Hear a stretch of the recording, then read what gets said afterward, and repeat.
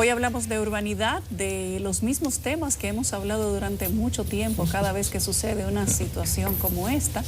Lamentablemente, Marco Varina viene coyunturalmente todos los años a este programa. Marcos, nuestro arquitecto y urbanista. Gracias, Marco, por estar aquí. ¿Cómo estás? No, gracias a ustedes por invitarme otra vez. Por lo menos nos vemos la cara. Cada vez que hay una un lástima que sea cada vez que hay una tragedia. Sí. O sea, ya me van a poner a mí el chochueca del urbanismo. ¿Tú sabes por qué?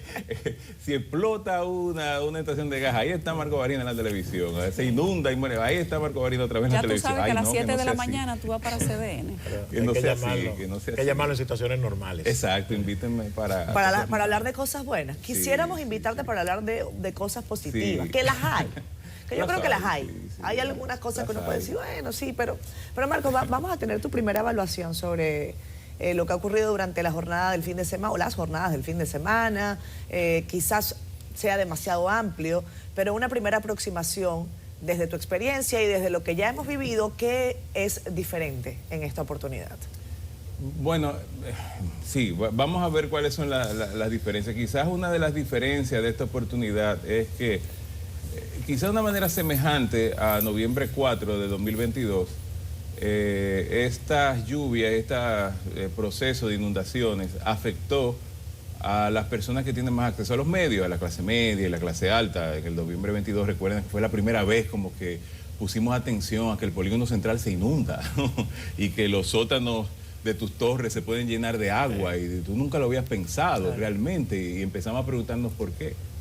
Y esta vez una tragedia que ocurre quizás en el área que debería considerarse más formal de la ciudad, que es una avenida con un túnel donde se supone que debido a su formalidad debieron haberse tomado todas las medidas que evitaran la tragedia que ocurrió en el túnel, no es un túnel, pero en el túnel de la 27 de febrero con Gómez.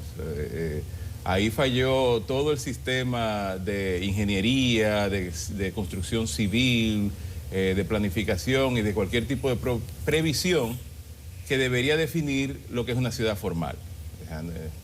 Nosotros hemos ya normalizado que este tipo de situaciones ocurre en las periferias de las ciudades, donde están las cañadas, donde están las áreas informales de la ciudad, y ahora nos preocupa que las áreas que supuestamente son formales, que es lo que nosotros dentro del urbanismo llamamos la ciudad formal, sea donde estén ocurriendo ahora estas tragedias. Esa es una diferencia primordial a lo que ha ocurrido en eventos semejantes en otros años. No significa que no ha ocurrido, pero sí que de alguna manera ha afectado más a las personas que de alguna manera utilizan esta área formal de la ciudad. A cualquiera de nosotros nos puede haber pasado, cualquiera de nosotros utiliza el túnel, cualquiera de nosotros utiliza un elevado. Y a mayor nivel de densidad poblacional también, es más gente que se afecta.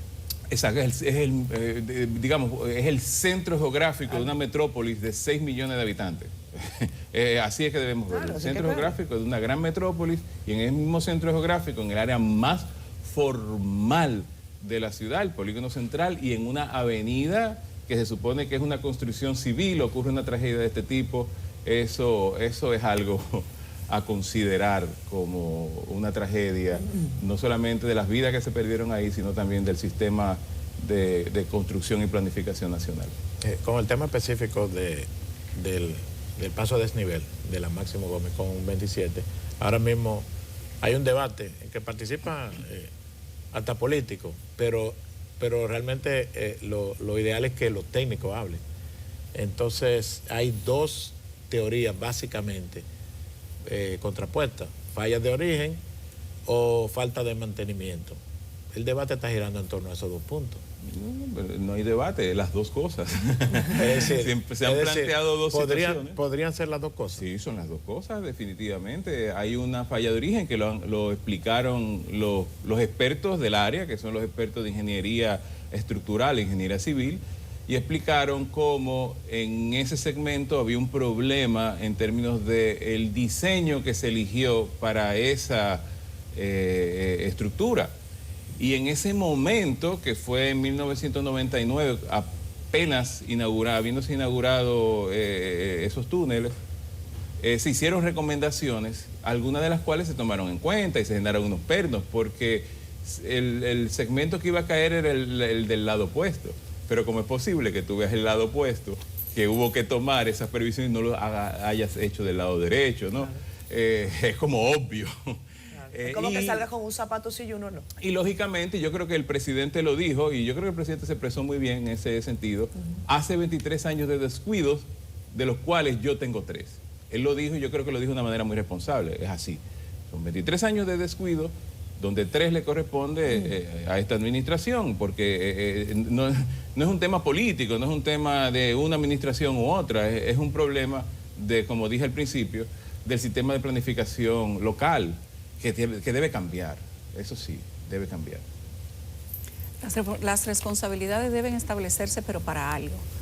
Marcos, en aquel momento, en el 1999, no hubo consecuencias porque había una coyuntura política. Lo hemos dicho y lo hemos repetido varias veces. Lo han dicho inclusive las personas que trabajaron en ese informe. No si se intervenían los túneles, si se corregían estas fallas que estaban identificadas en ese informe del CODIA, era darle la razón a un grupo político que había tomado el informe y lo había denunciado. Ahora estamos en una coyuntura política también. ¿Qué técnicamente, qué se recomienda? Independientemente de la coyuntura en la que estemos, porque no hacer nada también es una responsabilidad. Sí, claro. Bueno, ahí viene el tema de lo técnico y lo político. Las virtudes de lo técnico en manos de los políticos es corrupción. Y las virtudes de lo político en manos de lo técnico es hipocresía. O sea, un técnico que trata de justificar una solución por un tema político es un hipócrita. Y un político que trata de justificar sus acciones políticas a través de lo técnico, claro, es corrupción. Claro. Entonces, esos dos elementos es muy difícil de articularlo. Los técnicos son los técnicos y dicen lo que se debe decir. Y todos los técnicos han estado diciendo lo que se debe decir. Y se ha dicho en múltiples planes, informes, análisis, estudios. Todo esto que ha ocurrido ha sido previsto por los técnicos. Los que no han accionado son los políticos, porque al fin y al cabo es un proceso de toma de decisiones. Aquí hay un plan, no uno, varios planes directores de drenaje pluvial para el Gran Santo Domingo, desde Trujillo, desde Trujillo, después desde Balaguer y desde todo, ha habido técnicos que han dicho cuáles son las soluciones que necesita la ciudad a futuro. Porque las soluciones no son puntuales. O sea, no va a venir ahora una comisión y va a decir, vamos a resolver el problema de aquí a 6 meses cuando son las elecciones, o a 3 años. Estas son soluciones de 10, 20 y 30 años, porque las soluciones de las ciudades son a 10, 20 y 30 años. Si ustedes toman el plan director de drenaje pluvial del Gran Santo Domingo que se hizo a mediados de los 90, les va a decir exactamente lo que ocurrió ahora. Y les va a decir las opciones, porque ningún técnico es tan ingenuo como para entender que su solución es la idónea. O sea, puede ser increíblemente costosa, como puede ser riesgosa. Entonces el técnico te va a dar opciones. Y todos esos planes, tanto esos planes de la década de los 90, como los planes que ha hecho la CAS de hace 20 años y de hace 15 años, algunos de los que yo mismo participé, te van a dar las opciones, te va a decir, mire, esta es la opción más cara y más efectiva, esta es la opción que nosotros no apoyamos, pero es la más económica y la más realista, y esta es la intermedia, y te van a dar las 3 opciones y te van a dar un presupuesto para cada cual. Lo que pasa es que casi siempre se toma la más barata, la más rápida, la que supuestamente es más realista, y es más realista precisamente a las ambiciones de algunos grupos, y no se toman las óptimas y las que los técnicos establecen. Marco, a mí me gustaría preguntarte, porque hemos visto que en la jornada previa el presidente de la República ha nombrado una comisión independiente que dice deberá rendir informe en 6 meses, pero en el comentario inicial del programa yo decía que en noviembre del año pasado, Onesvie, con Ministerio de Obras Públicas, instituyó precisamente una comisión de expertos para hacer un análisis sobre el caso de los puentes. Sí. Entiendo yo que si hablan de puentes hablarán también o posiblemente de pasos a desnivel o túneles. ¿Por qué hablar específicamente de una comisión para puentes? O si tú crees que esa es la vía real. La efectividad de estos organismos a la hora no solamente de prever, sino de actuar. ¿Por dónde tú crees que deberíamos estar transitando en los próximos meses? ¿Los pasos quizás a corto plazo, además del diagnóstico, por supuesto, y cuáles crees tú que deben ser las medidas urgentes, si se puede considerar urgentes, para evitar que en el corto plazo pues tengamos que volver a vivir esto. Bueno, obviamente cuando hay vidas en riesgo, no se puede establecer opciones a largo plazo. Sí. Si hay personas en riesgo y nos dimos cuenta que una estructura civil formal colapsó por las lluvias, es urgente que se tomen acciones sobre esa y cualquier otra infraestructura a nivel nacional.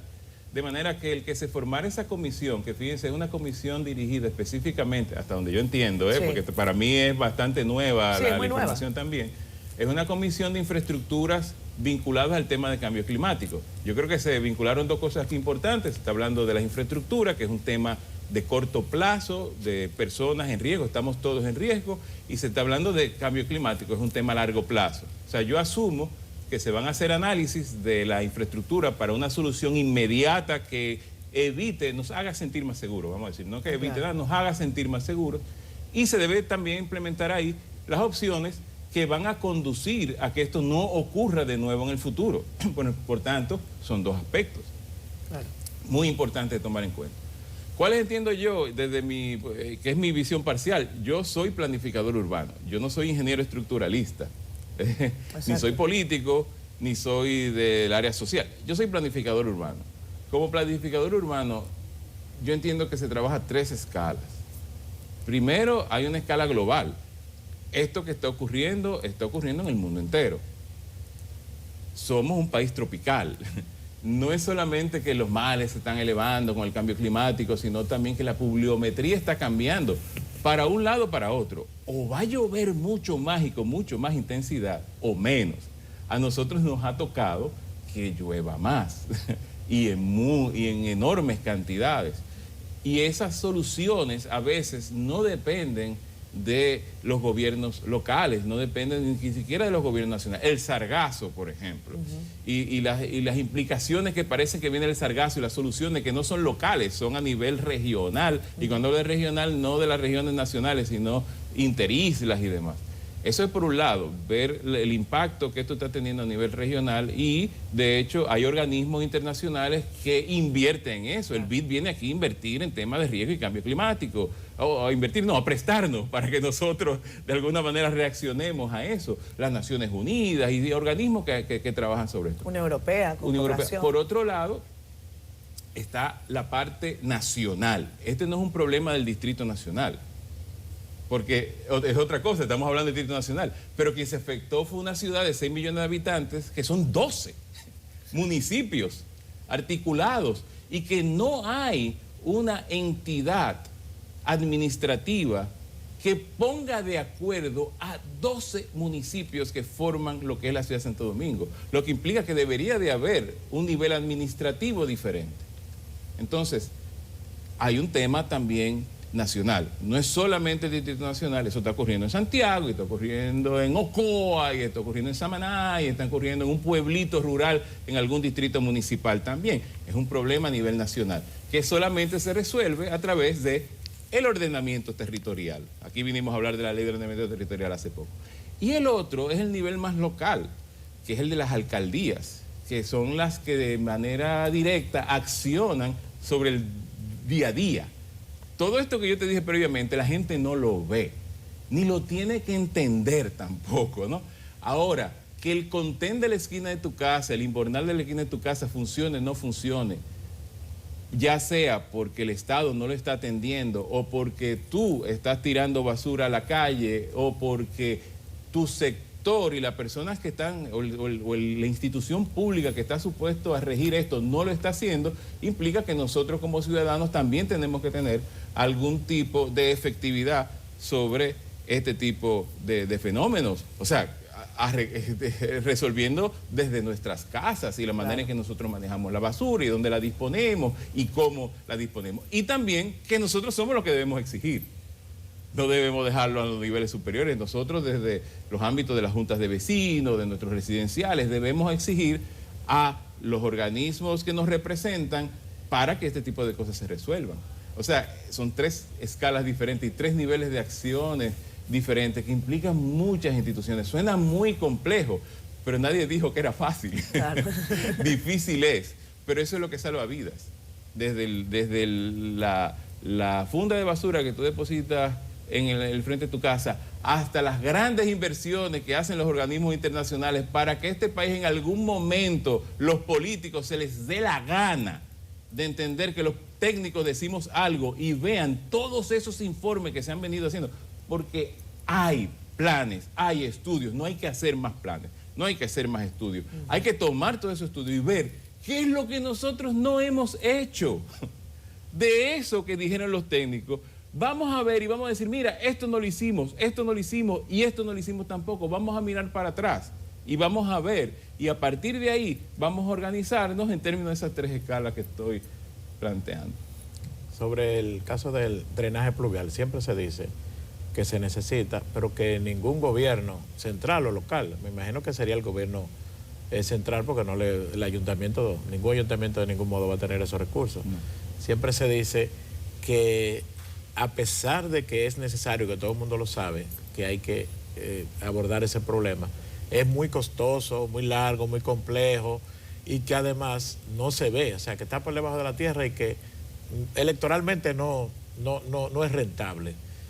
¿Qué tan complejo y largo sería ese proceso? Como tú dices, hay varias opciones, pero en el promedio, ¿qué tiempo se tomaría y cuál sería el costo?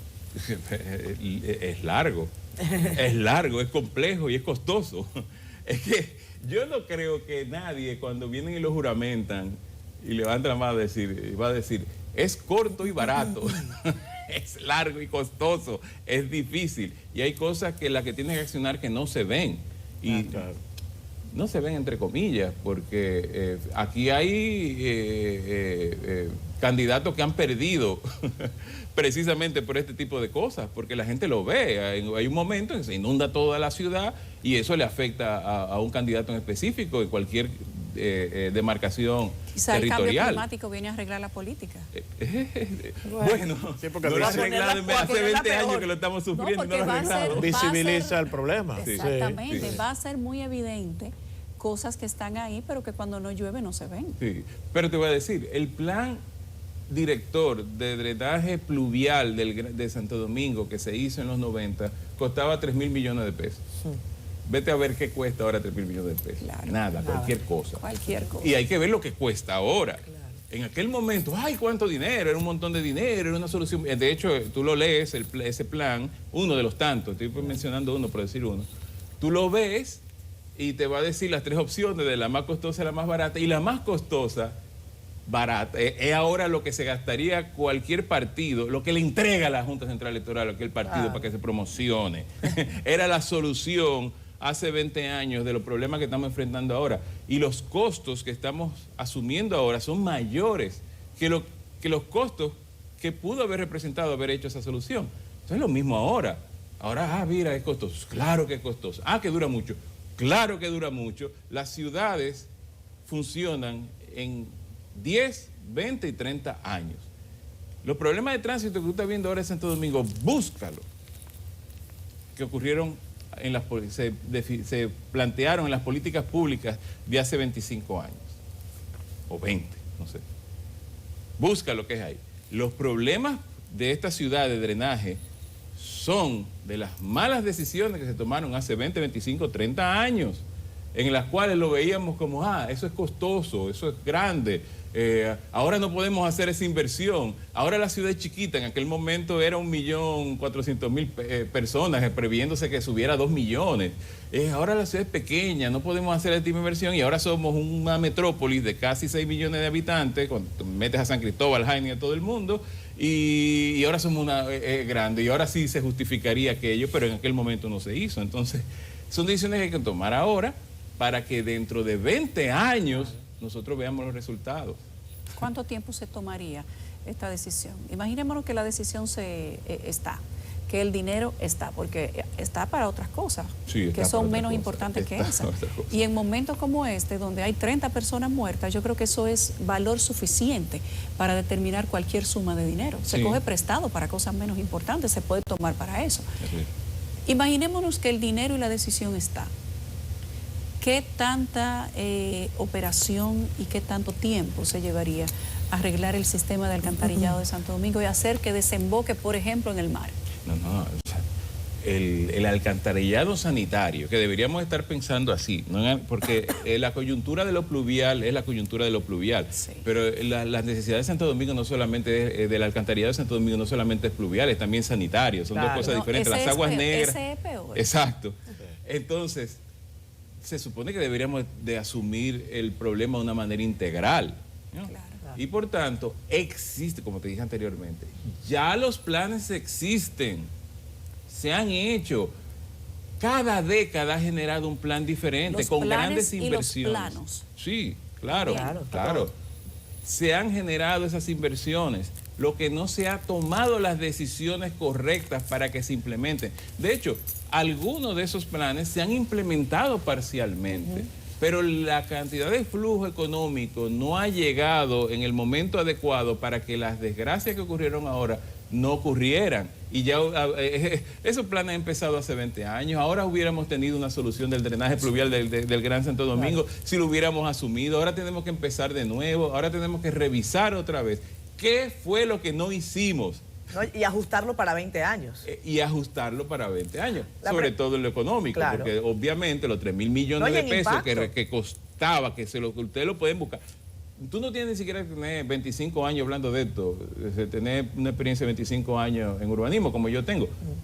Busque en internet y escriba Plan Alcantarillado del Gran Santo Domingo y usted va a encontrar las soluciones que se han dicho, las empresas que las han hecho, las entidades gubernamentales e internacionales, los organismos internacionales que pusieron los fondos que nosotros con nuestros impuestos estamos pagando, porque cuando el BID viene y presta unos cuartos Hay que pagar. para que se haga un plan de alcantarillado sanitario, para que se haga un plan de planes de riesgo climático, somos nosotros que lo estamos pagando y son los políticos que deciden no hacerlo y son los políticos que deciden desviar los fondos a otras cosas. Entonces, por tanto, en tu pregunta, sí, toma tiempo. Nos va a tomar 20 años resolver el problema, pero vamos a ir resolviendo cosas. Peor es llegar a los 20 años como llegamos ahora. ¡Ay, se me olvidó! ¡Ay, no lo hice! Y ya pasaron los 20 años. Claro. Y ahora tenemos que empezar de nuevo. No podemos ver la longitud de los tiempos como un problema. Son los tiempos, es lo que dicen los técnicos, es lo que hay que hacerse.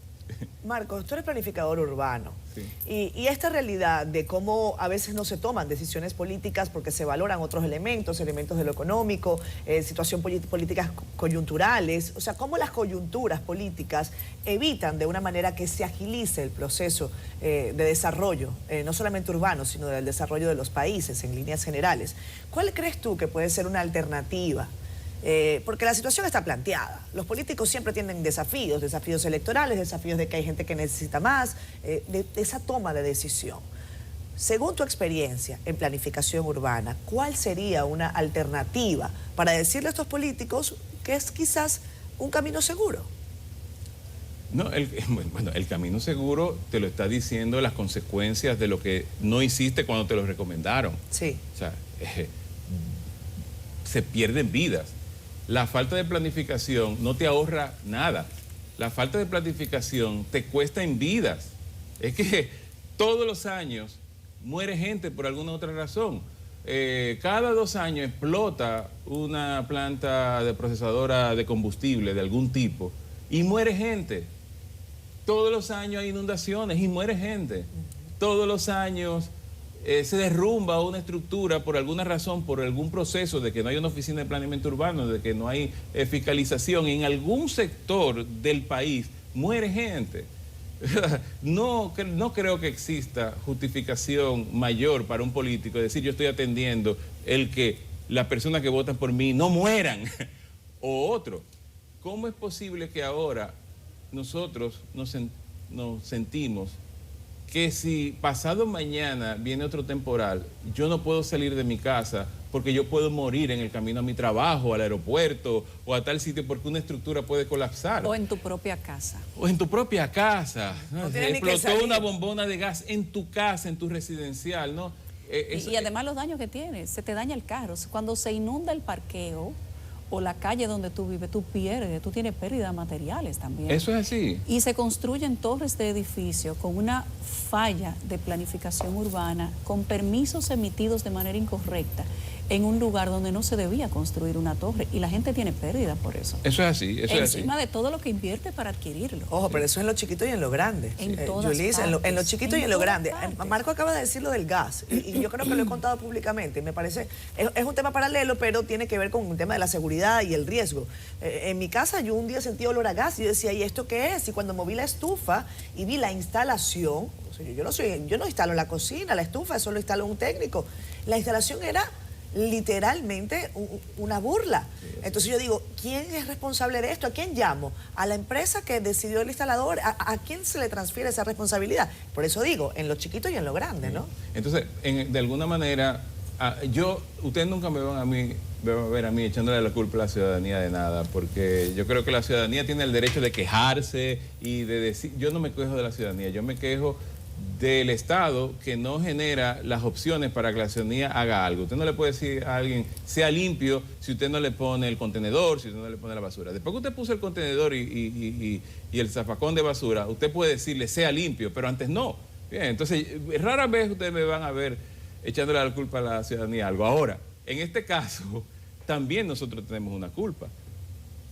Porque nosotros lo sabemos, somos nosotros que nos sentimos vulnerables. Afectados. Somos nosotros que perdemos dinero, somos nosotros que no sabemos, oye, qué pena que yo tenga que invertir el 30% de mi salario en transportarme porque el Estado no me ofrece transporte público. Y nosotros nos adaptamos a eso, nos hemos acostumbrado a eso, a que nosotros nos hemos acostumbrado a coger lo que nos den, tú sabes. Y en eso yo me echo la culpa, porque nosotros no salimos a combatir eso, nosotros no salimos a votar porque, mira, este candidato ofreció esto, este candidato tiene un plan, este partido, los partidos. ¿Ustedes han visto algún partido con alguna ideología, con algún planteamiento social, con algún planteamiento económico fuerte? No, vengan unos cuantos candidatos que tienen una posición. Los partidos lo que andan es repartiendo puestos y desorganizando el esquema territorial del país, impulsando que se crean nuevos distritos municipales para que tengan más candidatos. Eso es lo único que les interesa. Tú no ves a los partidos tomando posiciones respecto a este tipo de cosas que están ocurriendo concretas y llevando a sus candidatos o a sus funcionarios que están en puestos a que respondan a eso. No lo estamos viendo. Y nosotros somos los que salimos a votar por esos partidos y somos nosotros que salimos a votar por esos candidatos. Entonces nosotros tenemos una culpa de esto también. Totalmente. Porque nosotros no estamos valorando el que aquello que no se ve sea importante y nosotros forcemos a que ellos lo ofrezcan. No lo estamos haciendo. Entonces, en ese caso, tengo que tirarnos la culpa a la ciudadanía de que nosotros no estamos eligiendo correctamente. Y no, con esto no estoy diciendo nada sobre el partido existente o el otro, lo que sea. Estoy diciendo en términos de cómo nosotros votamos por la gente que están directamente conexos a nosotros, el alcalde, el regidor, el diputado, lo que se supone que te representan. Tú no sabes ni quiénes son. ¿Tú sabes quién es el regidor donde tú vives? Ni idea. Tú nunca has hablado con él, ni el diputado. No sabes quiénes son. Es gente que está ahí respondiendo a una estructura económica imposible, que lo saben, hasta todos los países del mundo saben que la estructura de aquí, política de aquí, es la más costosa que se conoce. Y eso es lo que están respondiendo estos partidos. Y las campañas. Y otra vez, ahí me estoy echando la culpa a todos nosotros en el sentido de que no estamos participando y no estamos votando de una manera consciente, no lo hacemos, ¿no? Y yo creo que es la única posibilidad, impulsar al Estado, al gobierno y también a los candidatos a que hagan las ofertas que a nosotros nos va a hacer sentir más seguros en nuestras propias casas y nosotros exigir eso. Muy bien. ¿Bien? Tú hablas no sé si tenemos tiempo para recuperar un poco del tema tiempo, de la ley de ordenamiento territorial, que tú le has dado mucho seguimiento, y es un tema de aplicación, ya. Sí. La regulación está, pero es un proceso. ¿Cómo va eso y cómo se ha avanzado? Bueno, va muy bien. No es que le doy seguimiento, es que participé directamente en el análisis, estudio de esa ley. O sea, estuve en la comisión bilateral que presidía Farideh Raful para que se promulgara la ley. Y la ley tiene montones de enemigos. Tiene enemigos por todas partes. Gente que ustedes van a ver que van a salir declaración anticonstitucional de la ley, gente opuesta a la ley, lo cual es correcto. Yo creo que parte de lo que significa la democracia es que la gente se manifieste, aunque esté equivocada. Y hay muchos que están equivocados y se van a manifestar, y qué bueno que se manifieste, porque eso es la democracia, eso es tú manifestar lo que tú consideres, y sobre todo que se haga respecto a lo técnico, ¿no? Porque en la ley hay estamentos técnicos muy fuertes que cambian totalmente las reglas de juego de cómo se hacen ciudades en este país, y todavía la ciudadanía no entiende las implicaciones de esa ley. No la entiende todavía. Y ni siquiera tienen que entenderla. Otra vez, ustedes se recuerdan que yo les dije que hay una escala, que es la nacional y la global, que no necesariamente el común de las personas debe entender lo que significa ahí, porque trabaja a otro nivel teórico, ¿no? La gente entiende el planeamiento urbano, el día a día, las aceras, las plazas, los servicios que tú tienes cerca de tu casa, pero entender las implicaciones del ordenamiento territorial no es para todos los ciudadanos, es una discusión técnica a otro nivel, ¿no? Claro. Y todavía, no solamente la ciudadanía, las instituciones no entienden las implicaciones de la ley de ordenamiento territorial, no las entienden todavía, no se la están tomando en serio. Qué cosa, Marco. Y bueno, deben de tomárselo en serio, porque es muy décadas. bueno. Ojalá y no nos pasemos décadas discutiendo lo mismo, esperando que lleguen otras tragedias, que los que no tienen la razón sean los que más opinen y los que consigan que las leyes no se apliquen, porque al final la consecuencia la pagamos todos. Así es. Aquí estoy viendo, en Twitter Marco compartió la entrevista que le hicimos hace 5 años acá en Enfoque Final, hablándole precisamente sobre esto, sobre cómo la ciudad se caotiza con el tema de las lluvias, el país en general. Vamos a seguir viendo acciones, como decía yo, baños de agua tibia, pero que yo creo que podría ser una gran oportunidad, Marcos, para el país. Una vez más, yo creo que anualmente se nos presenta esta oportunidad. Sí. Estamos en un año de campaña electoral. Yo no sé cuál sea el momento justo ni adecuado. Lo que sé es que la realidad, y como tú dices, esa necesidad existe, la emergencia existe. Entonces, estos pañitos de agua tibia que no funcionan por un momento, pero dejan el problema de fondo, podría ser un gran momento para que el país, de alguna manera u otra, con sus instituciones, con empresa privada, con los académicos, con los técnicos, pues se genere una discusión que realmente tenga algún producto, ¿no? Que sea productiva. Bueno, sí, y yo, a mí te digo otra vez, y lo dije al principio del programa, que creo que la actitud del presidente fue positiva, porque dijo: lo que no hemos atendido en 23 años, de los cuales 3 me corresponden a mí. Eso yo creo que es valiente. Pero lo asumió, por lo menos asumió. Ahora, ¿debió asumir nada más él? ¿Por qué no asumió, por ejemplo, Obras Públicas? ¿Por qué no asumieron todos los ministros de Obras Públicas de 20 años? ¿Por qué no asumió el presidente 1, 2, el 3, el 4? Bueno, porque este es un país presidenciable, donde los ministros de Obras Públicas no tienen cerebro para tomar decisiones. Eso es así. Entonces, esa decisión, y sobre todo el hablar de cambio climático, que es un tema que ahora se ha politizado en el sentido negativo, no se ha politizado, porque sí, ojalá que se politice. El cambio climático se ha reducido su objetivo hacia señalar gente en términos políticos, los que creen y no creen en el cambio climático, claro. Cosas así, cosas ridículas, ¿no? Entonces, el hecho de que el presidente haya dicho: vamos a asumir el tema del cambio climático, yo lo estoy viendo con buenos ojos.